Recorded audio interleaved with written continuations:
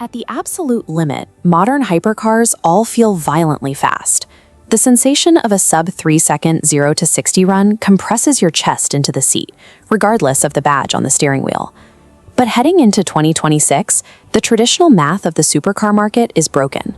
Spending $1 million no longer guarantees you the fastest car on the track.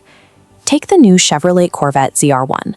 For a starting price of roughly $175,000, Chevrolet delivers a mid-engine 5.5-liter twin-turbo V8 producing 1,064 horsepower. It hits 60 miles per hour in about 2.3 seconds. That acceleration places an American production car completely level with the most elite, heavily guarded European hypercars, vehicles that cost 5 to 20 times as much. When you look closely at this chart comparing 0 to 60 times against base prices, the paradox becomes obvious.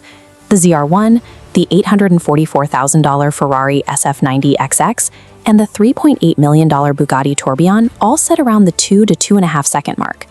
The performance lines intersect, the price lines do not.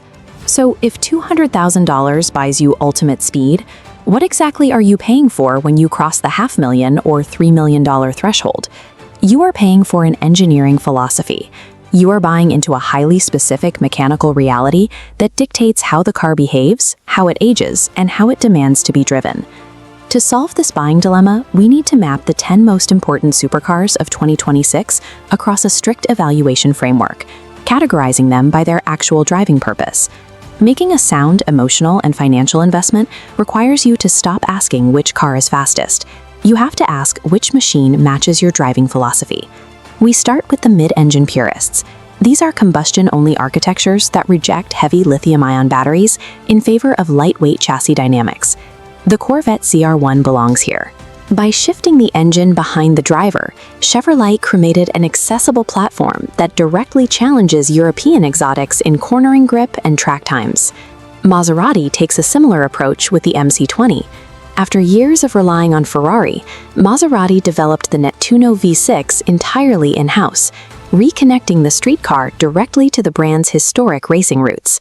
You can see that heritage clearly in the aggressive aerodynamic profile of the classic Maserati MC12, the philosophical blueprint for the modern MC20. McLaren applies this same lightweight logic to the 750S. By updating 30% of the parts from the previous 720S, they shaved off weight and sharpened the steering to create a highly focused track weapon. If we plot these vehicles on our evaluation matrix, the ZR1, MC20, and 750S cluster firmly in the bottom left quadrant. They sit squarely at the intersection of mechanical purity and high track utility. The outcome here is razor-sharp handling and high daily usability. For roughly $175,000 to $350,000, you get massive return on investment. The trade-off is exclusivity. You sacrifice the elite badge status and limited production prestige of multi-million-dollar hypercars. These vehicles prove you can own top-tier track capability without a seven-figure budget. They are the correct choice for the pragmatic driver who cares about lap times over country club posturing. On the exact opposite end of the spectrum, the industry's heaviest hitters are relying on highly complex plug-in hybrid systems to push power output into the thousands. Mercedes took the most extreme route with the AMG 1, attempting the near-impossible task of making a literal 1.6-liter turbocharged Formula One engine street legal. The direct bloodline to the racetrack is literal. Mercedes used Lewis Hamilton to present the car, cementing its identity as a street-legal F1 chassis. By pairing internal combustion with 4 separate electric motors, this hybrid architecture routinely pushes total output well past 1,000 horsepower. Lamborghini followed this exact formula for the new Revuelto. They kept their massive 6.5-liter V12, but bolted on 3 electric motors to achieve 1,015 horsepower, making it the most powerful series production model in their history. Ferrari's 296 GTB uses a smaller twin-turbo V6 hybrid system producing 830 horsepower, but they deliberately hid this futuristic technology underneath a clean, retro-inspired body. That exterior shape pulls heavily from the low-slung lines of the classic 1960s Ferrari 250 LM, contrasting vintage aerodynamics against modern battery tech.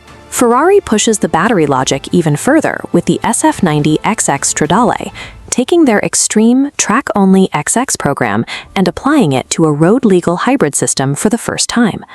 Bringing back our quadrant chart, we place the AMG1, the Revuelto, the 296 GTB, and the SF90XX in the bottom right section. They maximize digital hybridization while maintaining intense track focus. The benefit is obvious.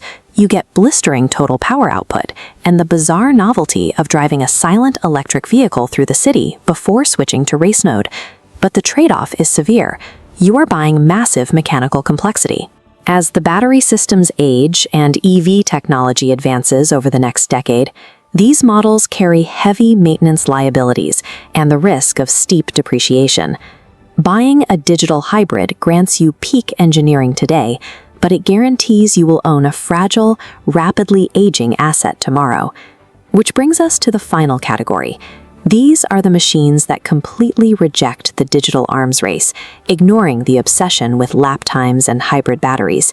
They prioritize the heavy mechanical click of a physical gear shifter and the tactile vibration of the engine. They are built for feeling, not velocity. The Pagani Utopia Roadster is the prime example.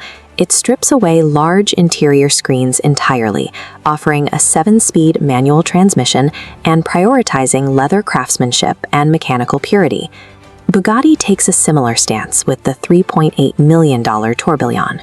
It utilizes a massive V16 hybrid engine, but its interior value is anchored by an entirely analog instrument cluster, built from over 600 pieces by Swiss watchmakers. We also include the Lamborghini Huracan Sterrato here as a wild experiential outlier.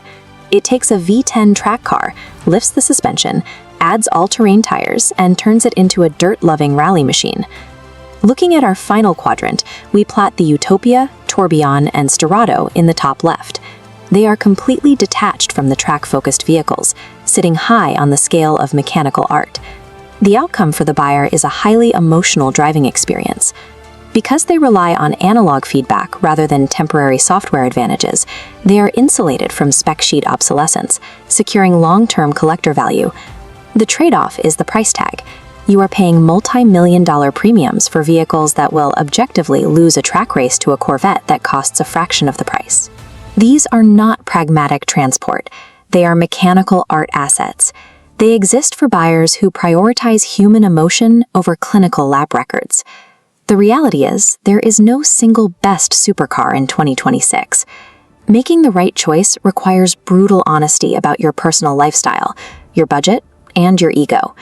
This decision tree maps out exactly where your money should go based on your primary goal. If you are a value optimizer who wants to spend weekends hunting apexes, take the ZR1 or the 750S.